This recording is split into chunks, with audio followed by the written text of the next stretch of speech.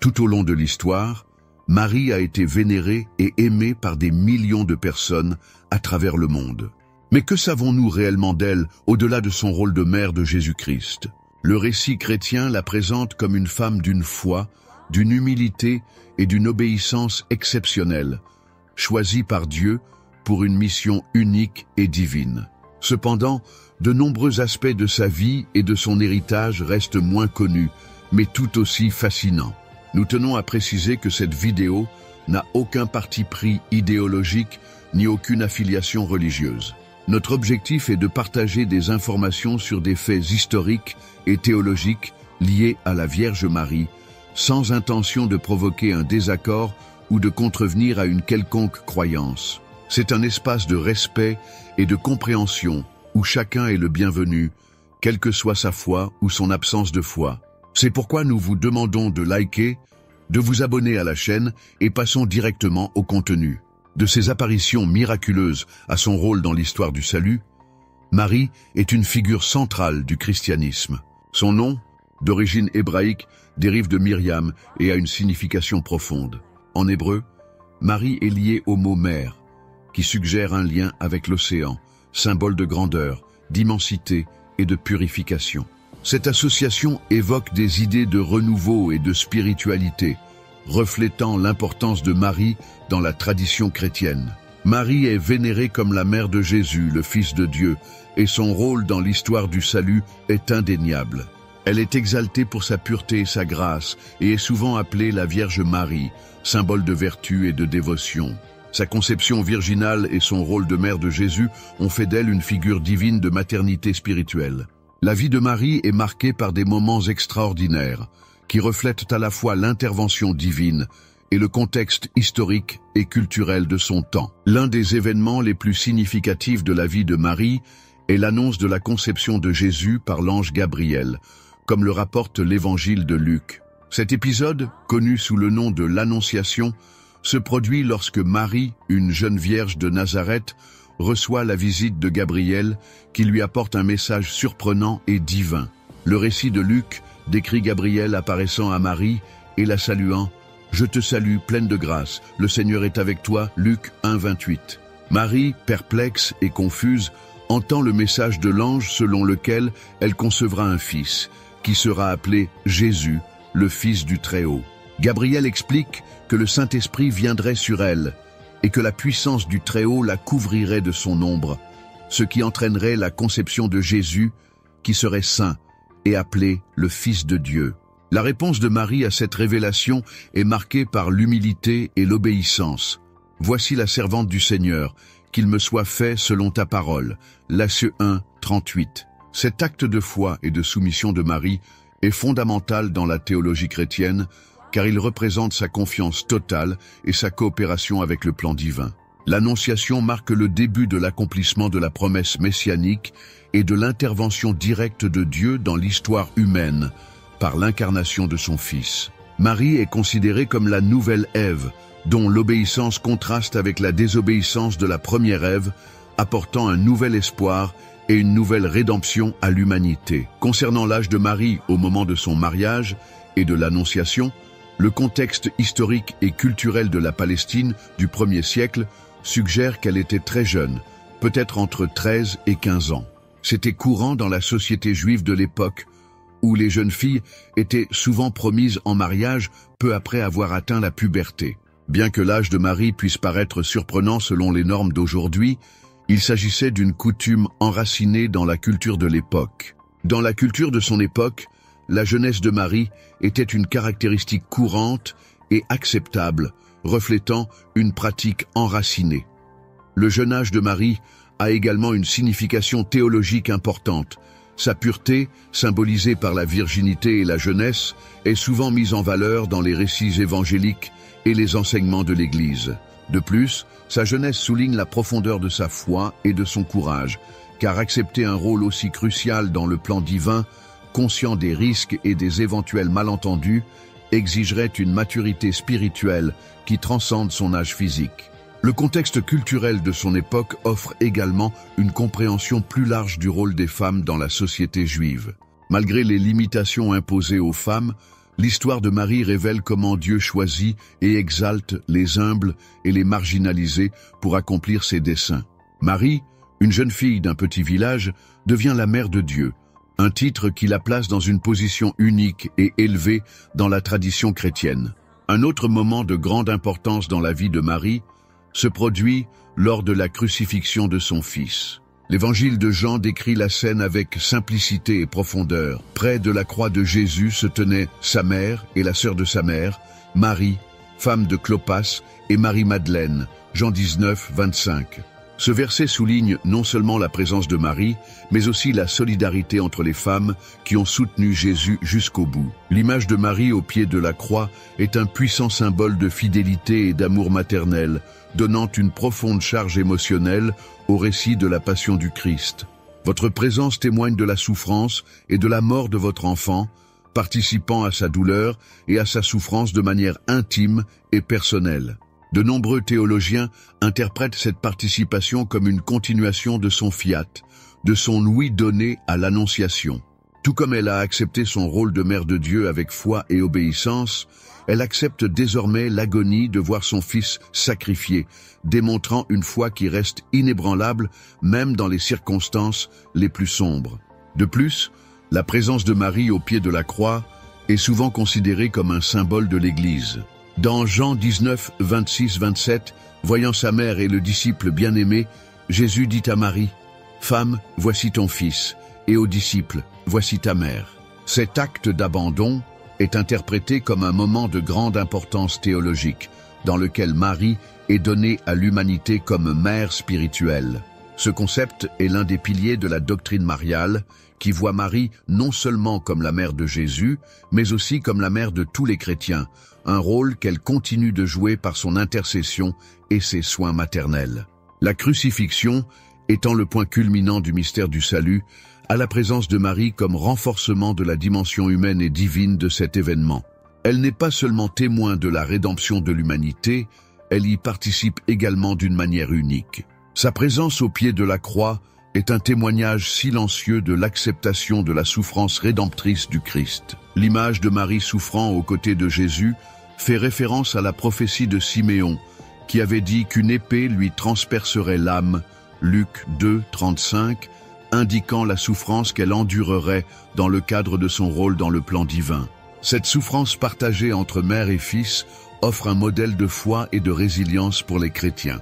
Marie, en tant que mère des douleurs, devient une icône de compassion et de force spirituelle, inspirant les fidèles à trouver du sens et de l'espoir même dans les expériences les plus douloureuses. Un fait intéressant à propos de ce passage fait référence à la figure de Marie de Clopas mentionnée dans le Nouveau Testament, plus précisément dans l'Évangile de Jean. Marie de Clopas est mentionnée comme l'une des femmes qui étaient présentes lors de la crucifixion de Jésus. Le passage décrivant Marie, la mère de Jésus, au pied de la croix, accompagnée de sa sœur, Marie, femme de Clopas, et de Marie-Madeleine, tel que rapporté dans Jean 19, 25, suggère un lien familial étroit. Cependant, l'interprétation précise de cette relation reste débattue parmi les chercheurs. La référence à Marie de Clopas comme sœur de la mère de Jésus soulève des questions, car le terme sœur dans la culture juive de l'époque pouvait englober différents types de parenté, n'indiquant pas nécessairement une sœur de sang. Certains chercheurs suggèrent que Marie de Clopas pourrait être une cousine ou une proche parente de Marie, ce qui est renforcé par l'improbabilité de deux sœurs portant le même nom. Le terme « sœur » doit donc être compris de manière plus souple. Le nom de Cléopas apparaît également dans Luc 24, 1, où il est mentionné comme l'un des disciples qui ont rencontré Jésus après sa résurrection sur la route d'Emmaüs. Cependant, le lien entre ce Cléophas et l'époux de Marie de Cléophas n'est pas explicitement établi, laissant place à la spéculation. Certaines traditions tentent de clarifier cette relation. Une théorie largement acceptée est que Cléopas ou Cléophas pourrait être le même Alphée mentionné dans les évangiles synoptiques comme le père de Jacques le mineur, l'un des apôtres. Si cela est vrai, Marie de Clopas serait la mère de Jacques le mineur et éventuellement d'autres frères de Jésus mentionnés dans les évangiles qui pourraient être ses cousins et non frères de sang. Cette discussion nous amène à considérer plus en profondeur les références bibliques. Dans l'évangile de Matthieu, les frères de Jésus sont mentionnés, notamment Jacques et Joseph Matthieu, 1355, dont certains étaient peut-être les fils de Marie de Clopas. Cela créerait un lien indirect mais significatif entre Marie de Clopas et la Vierge Marie, les plaçant toutes deux au sein de la même structure familiale plus large. L'analyse des passages bibliques révèle que, bien que brièvement mentionnée, Marie de Cléophas joue un rôle important dans la compréhension du réseau familial autour de Jésus. Elle apparaît comme une figure de soutien et de dévotion, présente à des moments cruciaux de la vie de Jésus, comme sa crucifixion. Cette proximité suggère un lien profond et significatif avec la famille de Jésus, renforçant l'image d'une communauté de foi unie. En relation avec la famille de Jésus, il est essentiel de souligner l'importance de la lignée de Marie et de Joseph, tous deux descendants de la maison de David, facteur crucial dans le récit biblique. La généalogie de Jésus, telle que détaillée dans les évangiles de Matthieu et de Luc, souligne la pertinence de la lignée davidique, considérée comme une condition essentielle pour le Messie promis. Matthieu présente la généalogie de Jésus en commençant par Abraham et en continuant jusqu'à Joseph, l'époux de Marie. Cette lignée comprend des personnages importants tels que David et Salomon, soulignant le rôle de Joseph en tant que père légal de Jésus, ce qui valide la prétention de Jésus au trône de David. Par Joseph, Jésus hérite des droits légaux et de la continuité de la maison de David, accomplissant ainsi les attentes des Écritures hébraïques selon lesquelles le Messie viendrait de cette lignée royale. Matthieu souligne ce lien lorsqu'il écrit « Livre de la généalogie de Jésus-Christ, fils de David, fils d'Abraham, Matthieu 1, 1, établissant ainsi un lien direct avec les promesses faites à Abraham et à David. D'autre part, Luc propose une généalogie que de nombreux chercheurs interprètent comme appartenant à Marie, commençant par Adam et continuant jusqu'à Jésus. Cette généalogie inclut également David, mais au lieu de Salomon, elle passe par Nathan, un autre fils de David. Cela suggère que même biologiquement, Jésus pourrait avoir une lignée davidique à travers sa mère, Marie. Jésus est un descendant de la maison de David par Marie, ce qui, selon Luc, établit sa lignée divine, conçue par le Saint-Esprit, tout en maintenant un lien légitime avec la lignée davidique par sa mère. La double présentation de ces généalogies sert à souligner la légitimité messianique de Jésus de deux façons, juridiquement, par Joseph, et biologiquement, peut-être par Marie. Cette double descendance renforce l'idée que Jésus accomplit les prophéties de l'Ancien Testament qui prédisent l'émergence d'un Messie issu de la lignée de David. Ésaïe, par exemple, a prophétisé « Un rameau sortira du tronc d'Isaïe et un rejeton naîtra de ses racines ». Ésaïe 11.1, soulignant ainsi la continuité de la lignée davidique. De la même manière, Jérémie a déclaré « Voici, les jours viennent, dit l'Éternel, où je susciterai à David un germe juste. Il régnera et agira avec sagesse. Il pratiquera le droit et la justice dans le pays. » Jérémie 23.5. L'importance de la généalogie de Marie et Joseph va au-delà de l'accomplissement des prophéties. Il met également en évidence la souveraineté et la fidélité de Dieu dans l'accomplissement de ses promesses à travers les générations.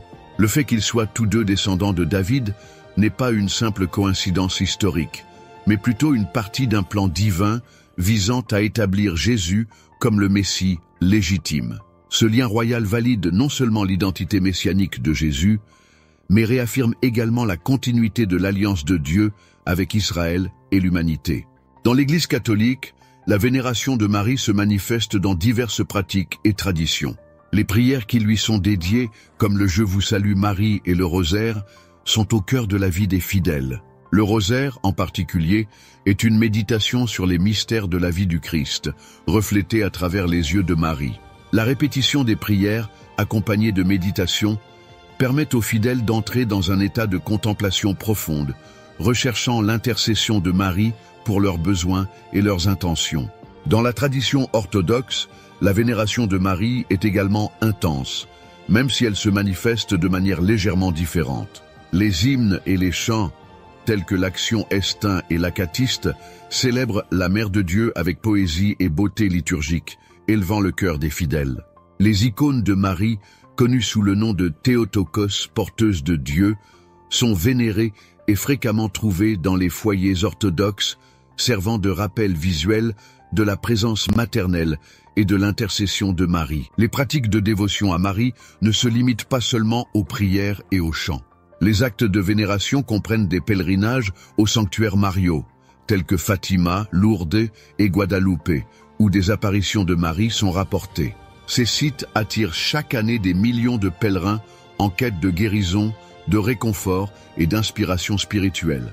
Lors de ces pèlerinages, les fidèles participent à des processions, allument des bougies et offrent des fleurs, exprimant leur amour et leur gratitude à la Vierge Marie. Marie est considérée comme une puissante intercesseuse, quelqu'un qui transmet nos prières à Dieu avec une attention particulière. Cette croyance est fondée sur sa proximité unique avec Jésus, non seulement en tant que mère, mais aussi en tant que disciple fidèle qui a compris et participé au mystère du salut d'une manière unique. Au fil des siècles, les récits de miracles attribués à l'intercession de Marie ont renforcé la foi des croyants et perpétué leur dévotion des guérisons physiques et spirituelles aux interventions en temps de crise. Marie est invoquée comme une mère attentive qui répond avec compassion aux besoins de ses enfants. Dans la théologie chrétienne, Marie joue un rôle important qui va au-delà de sa figure historique. En tant que mère de Jésus, Marie joue deux rôles fréquemment mis en avant, celui de la nouvelle Ève et celui de l'arche de la nouvelle alliance. La comparaison de Marie avec Ève remonte au 1er siècle du christianisme et se fonde sur des parallèles typologiques entre les deux femmes. Ève, comme le raconte le livre de la Genèse, est considérée comme la mère de l'humanité qui, en désobéissant à Dieu, a provoqué la chute de l'homme dans le péché.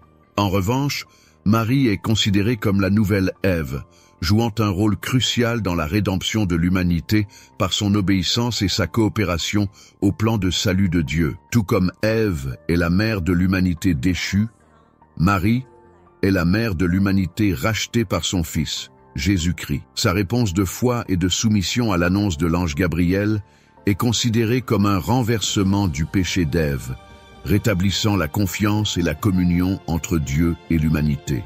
De plus, Marie est souvent comparée à l'arche de l'Ancienne Alliance, un objet sacré de l'Ancien Testament qui contenait les tables de la loi, la manne et la verge d'Aaron.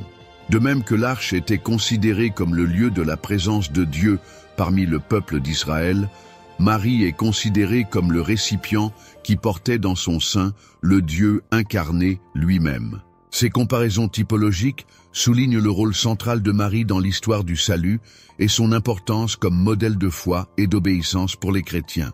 Elle est considérée comme une figure exemplaire de vertu et d'humilité, dont les enseignements et l'exemple inspirent les fidèles à se rapprocher de Dieu et à suivre les chemins de la justice et de la grâce. Les apparitions miraculeuses de Marie tout au long de l'histoire chrétienne ont été une source d'inspiration et de dévotion profonde pour des millions de personnes à travers le monde. 3 des plus célèbres ont eu lieu à Fatima, Lourdes et Guadalupe, chacune apportant des messages d'espoir, de paix et de conversion, ayant un impact significatif sur la foi des fidèles. À Fatima, au Portugal, en 1917, 3 jeunes bergers, Lucia, Jacinta et Francisco, furent témoins de plusieurs apparitions de la Vierge Marie. Marie leur est apparue vêtue de blanc, avec un chapelet dans les mains, leur demandant de prier pour la conversion des pécheurs et pour la paix dans le monde. Les apparitions ont culminé avec ce qu'on appelle le miracle du soleil, dont des milliers de personnes ont été témoins le 13 octobre 1917, lorsque le soleil a apparemment dansé dans le ciel. Cet événement a non seulement renforcé la foi de beaucoup, mais a également souligné l'urgence du message de prière, de pénitence et de consécration de Marie au cœur immaculé de Marie. Fatima est devenue un important lieu de pèlerinage, attirant des millions de visiteurs cherchant à se connecter au message de paix et de repentir transmis par la Vierge. À Lourdes, en France, en 1858, la jeune Bernadette Soubirous a eu une série de visions d'une dame vêtue de blanc qui s'est identifiée comme l'Immaculée Conception. Lors des apparitions, Marie révéla une source d'eau aux propriétés curatives Et Lourdes est aujourd'hui connue pour ses guérisons miraculeuses, documentées et étudiées par l'Église. Les messages de Lourdes ont souligné l'importance de la prière et du repentir. Bernadette, malgré sa simplicité et son humilité, devint une figure centrale de la dévotion mariale, et Lourdes devint un lieu où beaucoup cherchèrent la guérison physique et spirituelle, renouvelant leur foi dans les promesses divines.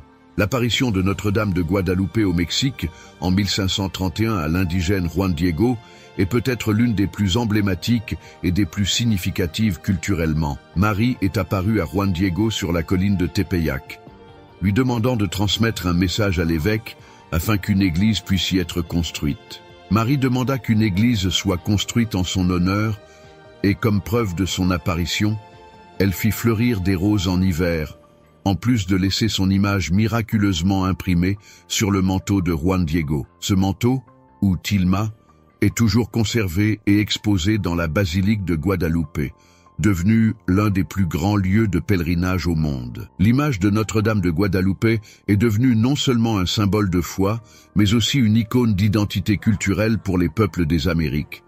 Son message d'amour, de compassion et de protection continue de résonner profondément parmi les fidèles. Une autre apparition pertinente est celle de la femme céleste, que l'on retrouve dans le livre de l'Apocalypse, chapitre 12. Cette figure symbolique a été interprétée de différentes manières tout au long de l'histoire du christianisme. La femme est décrite comme une figure majestueuse, vêtue du soleil, avec la lune sous ses pieds et une couronne de 12 étoiles sur sa tête. Cette description a été interprétée de diverses manières, différentes traditions théologiques mettant en évidence des aspects spécifiques du personnage. Certains interprètes y voient une représentation symbolique de l'Église, le corps des croyants rachetés par le Christ. Dans cette interprétation, le vêtement solaire, la lune sous ses pieds et les 12 étoiles symbolisent respectivement la gloire de l'Église, sa subordination au Christ et les 12 tribus d'Israël. Cette vision met en évidence le rôle de l'Église dans l'histoire de la rédemption et sa relation avec les promesses faites à Israël dans l'Ancien Testament. D'autres interprètent la femme céleste comme un symbole d'Israël, le peuple élu de Dieu. Dans ce cas, l'image de la femme reflète les promesses faites à Israël dans l'Ancien Testament et son rôle dans l'histoire du salut. Les 12 étoiles peuvent représenter les 12 tribus d'Israël, symbolisant la continuité entre le peuple de Dieu dans l'Ancien Testament et la communauté de foi dans le Nouveau Testament. Une troisième interprétation voit Marie comme la femme céleste, surtout dans la tradition catholique. Marie est considérée comme la mère de Jésus et donc une figure centrale dans l'histoire de la rédemption. Dans ce contexte, la description de la femme céleste évoque des images associées à Marie, telles que sa pureté, sa relation avec le Christ et son rôle de protectrice des fidèles. Quelle que soit l'interprétation, cela représente la fidélité de Dieu envers son peuple et sa protection divine au milieu des luttes spirituelles. Bien que la Bible ne fournisse pas de détails précis, la mort et l'Assomption de Marie sont des thèmes de grande importance pour la plupart des religions chrétiennes, en particulier dans les traditions catholiques et orthodoxes. La dormition de Marie, également connue sous le nom de dormition de la Vierge, fait référence à sa mort physique, tandis que l'Assomption fait référence à son ascension au ciel en corps et en âme après la mort. Ces événements sont étroitement liés dans la tradition chrétienne, reflétant la croyance dans le caractère unique et la sainteté de Marie en tant que mère de Jésus. La doctrine de l'Assomption de Marie affirme qu'après sa mort, Marie fut enlevée au ciel par Dieu, corps et âme, sans éprouver la corruption du corps, comme cela arrive aux mortels. Bien que cette doctrine ne soit pas explicitement mentionnée dans les Écritures, elle est basée sur la tradition apostolique et sur des écrits apocryphes tels que le Transitus Mariae. L'Assomption de Marie a été officiellement proclamée comme dogme de foi par l'Église catholique par le pape Pie XII en 1950, déclarant qu'après avoir achevé le cours de sa vie terrestre, la Vierge Marie a été élevée corps et âme dans la gloire céleste. L'Assomption de Marie est célébrée avec beaucoup de révérence et de dévotion dans l'Église catholique. La fête, également connue sous le nom de solennité de l'Assomption de la Vierge Marie, a lieu chaque année le 15 août et est l'une des célébrations mariales les plus importantes du calendrier liturgique catholique. La date est marquée par des messes spéciales, des processions et d'autres manifestations de dévotion à la Vierge Marie. Dans les églises orthodoxes, l'Assomption est également célébrée avec une grande solennité, bien que la date de la fête puisse varier selon le calendrier liturgique de chaque tradition. La célébration de l'Assomption ne se limite pas à la vénération de Marie comme Mère de Dieu, mais sert également à réfléchir sur sa vie et son rôle dans l'histoire du salut.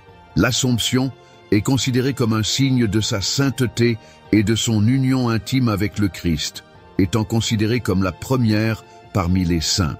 Elle fut enlevée au ciel en corps et en âme, en prélude à la résurrection et à la vie éternelle promise à tous les fidèles. La doctrine de l'Assomption souligne également la dignité et la valeur du corps humain, enseignant que le corps n'est pas seulement une prison pour l'âme, mais une partie intégrante de la personne humaine, destinée à la résurrection et à la gloire éternelle. En élevant Marie au ciel corps et âme, Dieu non seulement honore sa mère terrestre, mais il anticipe et préfigure aussi la résurrection finale de tous les fidèles à la fin des temps. L'héritage de Marie dans la foi chrétienne est profond et durable. En tant que mère de Jésus-Christ, elle incarne des vertus telles que la foi, l'humilité, l'obéissance et l'amour inconditionnel, qui servent d'inspiration à des générations de croyants. Les différents titres donnés à Marie, tels que Notre-Dame du Perpétuel Secours, Reine de la Paix, Mère de la Miséricorde, entre autres, reflètent son intercession et son attention maternelle envers l'humanité. Le parcours de Maria est une source inépuisable d'inspiration. Depuis l'annonce de la conception de Jésus par l'archange Gabriel jusqu'à sa présence au pied de la croix et son assomption au ciel, elle a affronté des défis extraordinaires avec courage, confiance et soumission à la volonté de Dieu. Sa foi inébranlable et son abandon total au plan divin sont des exemples brillants de la manière de vivre une vie d'amour et de service à Dieu et aux autres.